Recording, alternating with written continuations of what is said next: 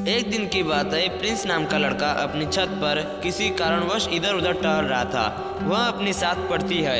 एक दिन हमेशा से सुबह शाम को टहलने के लिए जाया करता था, लेकिन जब वह रोज़ सुबह और शाम छत पर टहलने के लिए जाया करता था तो उसे किसी प्रकार की कोई आदमी या कोई लड़की छत पर से नीचे नहीं देखा करती थी।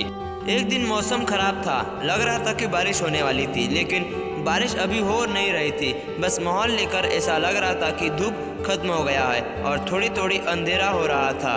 प्रिंस को लग रहा था कि हो ना हो बारिश तो होने ही वाली होगी, क्योंकि बारिश जैसा मौसम हो चुका था। लेकिन फिर भी उसी दिन प्रिंस टहलने के लिए उस छत पर चला जाता है। प्रिंस अपने छत पर जाता है तो देखता है कि थोड़ी थोड़ी बारिश बूंदी हो रही थी। वह नीचे आने का प्रयास करता है और जल्द ही छत से नीचे आने लगता है। जैसे वह सीढ़ी के पास आता है तो बाहर में उसे एक लड़की दिखाई देती है। वह लड़की बहुत ज़्यादा सुंदर थी और इधर उधर देख रही थी। लेकिन प्रिंस घर जाता है, वहाँ सरासा सभी के दरवाजे बंद हुआ करती है हमेशा। इस कारण से अब बारिश भी हो रही थी, हल्की फुल्की। लेकिन वह लड़की है बारिश से बचने के लिए अपनी जगह का इंतजाम करने के लिए प्रयास कर रहे थे। प्रिंस ने जैसे ही उस लड़की को देखा, वह तुरंत दौड़कर बाहर गया और उस लड़की को कहने लगा कि आप कहाँ जा रहे हैं, कि आपको बारिश से बचने के लिए किसी प्रकार की छत की ज़रूरत है। तो वही लड़की रहती है कि हाँ, मुझे तो एक गाड़ी का इंतज़ार है, मुझे कहीं जाना है, लेकिन वह अभी नहीं आई है। बारिश का मौसम है और मौसम भी खराब है। तभी प्रिंस कहता है कि कोई बात नहीं है, सवारी गाड़ी आएगी तो मैं तुम्हें बाहर छोड़ दूंगा। फिलहाल अभी तुम बहुत ज़्यादा बारिश हो रही है, घर आ जाओ। और सही में मौसम बहुत ज़्यादा खड़ा होता है। बिजली बहुत ज़्यादा कड़क रही थी और ठंडी का मौसम चल रहा था। ऐसे में बाहर पानी से भीगना और बारिश के पानी में बहुत ज़्यादा खराब हो सकता है शरीर के लिए। वह लड़की पहली बार प्रिंस के घर में आई थी, लेकिन उस दिन एक बात गजब हो गया कि प्रिंस के घर वाले भी कहीं गए हुए थे मार्केट करने के लिए। वो लोग भी मौसम खराब होने के कारण उधर ही फंस गए थे। ऐसे ही लड़की अंदर जाती है, मतलब प्रिंस के घर जाती है। वैसे मोबाइल में फ़ोन आता है जो कि उसके मम्मी पापा का होता है फ़ोन। उसे कहता है कि बारिश बहुत ज़्यादा होने वाली है, इस कारण से मैं तुम्हारे मामा के घर रुक गई हूँ। मैं सुबह आ जाऊँगी, तुम अपना खाना बनाकर खा लेना और सो जाना सही से। अब तो वह लड़की और प्रिंस घर में बिल्कुल अकेला था, लेकिन प्रिंस को रसोई घर में खाना बनाना बिल्कुल भी नहीं आता था। वह सोच रहा था कि मैं किस प्रकार से ही खाना खाऊंगा और क्या बना लूँगा। तभी वह लड़की कहती है कि आपके घर में कोई नहीं है क्या?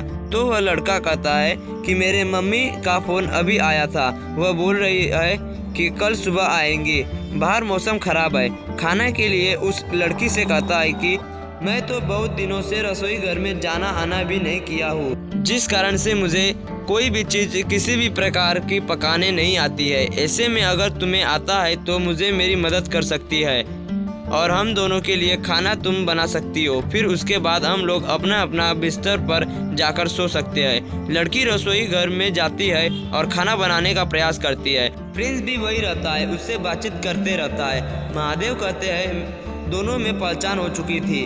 अपना नाम बताया, पता बताए और दोनों में अच्छी खासी मित्रता हो गई थी। लगभग 1 या 2 घंटे के अंदर ही उसके बाद फिर बातचीत करते हैं। बातचीत करते में वह ऐसे रात के 10 बजा देते हैं और लड़का रहता है, मतलब कि प्रिंस रहता है कि मुझे नींद आ रही है, चलो तुम्हारा कमरा बता देता हूँ, तुम मेरी मम्मी पापा के कमरे में आज सो जाओ, मैं ऊपर जाकर अपने कमरे में सो जाऊँगा। लड़की कहती है कि ठीक है, मुझे कमरा बता दो, मैं जाकर सो जाऊँगी। प्रिंस जाता है और उसे कमरा बता देता है। फिर वह कमरा बताकर अपने रूम में सोने के लिए छत पर चला जाता है।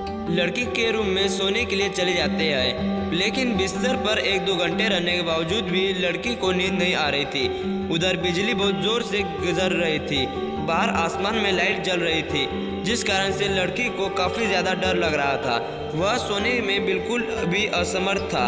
एक बार बिजली बना ज़्यादा जोर से कड़क कर लड़की का दिल डर गया और वह फटाक से उठकर लड़की खड़ी हो गई। अब उससे डरा हुआ माहौल बर्दाश्त नहीं हो रहा था। लड़की चाह रही थी कि शायद वो लड़के के रूम में जाने का प्रयास कर रही थी, लेकिन बाहर इतने जोर से बिजली कड़क रही थी कि ऊपर छत पर जाने का हिम्मत भी उस लड़की के पास नहीं था। फिर जैसे तैसे हिम्मत करके वादा न कि अपने दोनों हाथ से कान बंद करके छत पर पहुंच गई। जिस रूम में प्रिंस सोया करता था। ऐसे तो ऊपर में बहुत सारे कमरे थे, लेकिन थोड़ी देर रुक के इधर उधर देखने के बाद पता चला कि यहाँ प्रिंस किस रूम में सोया है।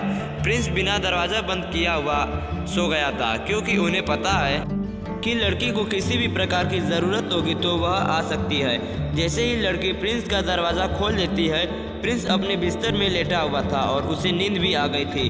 वह नींद में सो रहा था। लड़की ने सोचा कि मैं ऐसे क्यों उसे उठाऊं, मैं इसके पास थोड़ा सा हटकर सो जाती हूँ, सुबह तो हमें घर भी जाना है। ऐसे में वह लड़की वैसे बगल में थोड़ा सा हटकर सो जाती है।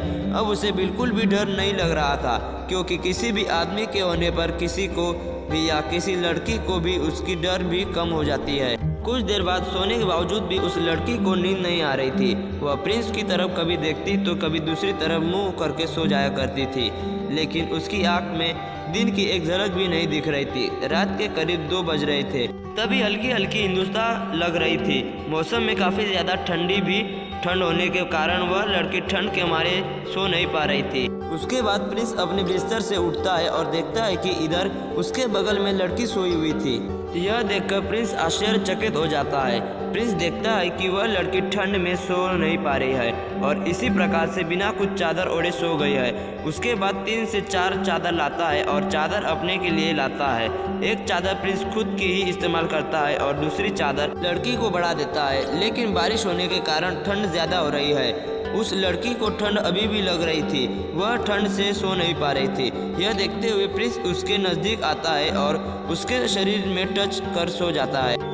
लड़की को थोड़ी बहुत गर्माहट महसूस होती है। वह प्रिंस के और भी नज़दीक आ जाती है और कस कर पकड़ कर सो जाती है। वह ठंड के कारण उसे कुछ भी नहीं समझ पा रही थी और जो उसके मन में कह रहा था वही काम कर रही थी। प्रिंस अब उस लड़की को कुछ भी नहीं बोल पा रहा था। किसी लड़की की ज़्यादा तबीयत खराब होने के कारण प्रिंस खुद को ही चाहता था किसी तबीयत सही हो जाए, फिर सुबह होते ही मैं इसे घर पहुंचा दूंगा। कुछ समय बाद सुबह हो जाती है और वह लड़की सुबह उठकर अपने घर जाने के लिए तैयार हो जाती है। लेकिन अभी भी उसकी तबीयत ज़्यादा खराब थी, लेकिन उसके घर से फ़ोन भी आ रहा था। इसी कारण से वह रोकने का बिल्कुल भी नहीं सोच रहा था। फिर तैयार होने के बाद बहुत प्रेम से कहती है कि मुझे बाहर किसी सवारी वाली गाड़ी के पास में अपने घर चली जाऊंगी। उसके बाद प्रिंस छोड़ने के लिए अपने पास के बस स्टैंड में जाता है। उसे जहाँ जाना था वहाँ की टिकट बना के देता है और उसे बस में बैठाकर कहता है कि ठीक है, अपने घर चले जाओ। उन दोनों की मुलाकात बस इतनी सी रहती है और उन दोनों की मुलाकात बस थोड़ी सी रह जाती है। उसके बाद से ना तो प्रिंस कभी उस लड़की से मिला है, ना वह लड़की प्रिंस से मिली है।